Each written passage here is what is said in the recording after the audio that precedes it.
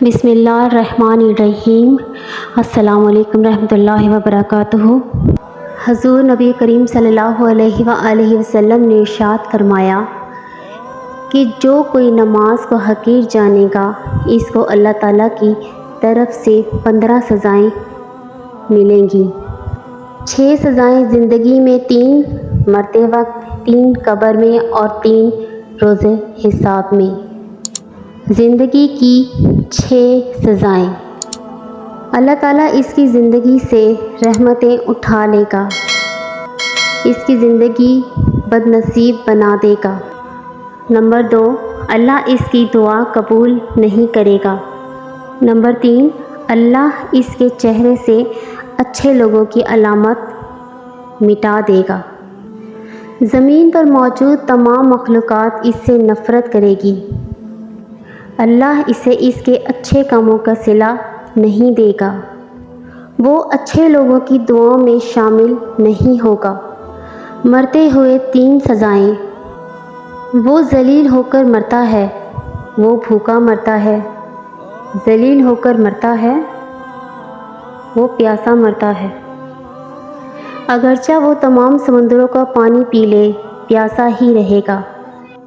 اللہ اس کی قبر اتنی تنگ کر دے گا جب تک اس کی پسلیاں ایک دوسرے کے اوپر نہ چڑھ جائیں۔ اللہ اسے چنگاریوں والی آگ میں ڈال دے گا۔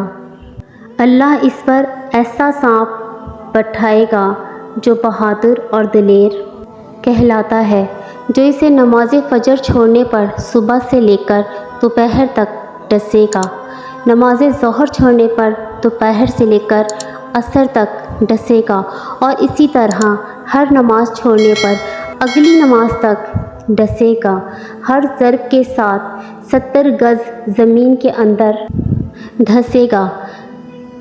اللہ اسے منہ کے بل جہنم میں بھیج دے گا جس جرم میں شامل ہوگا۔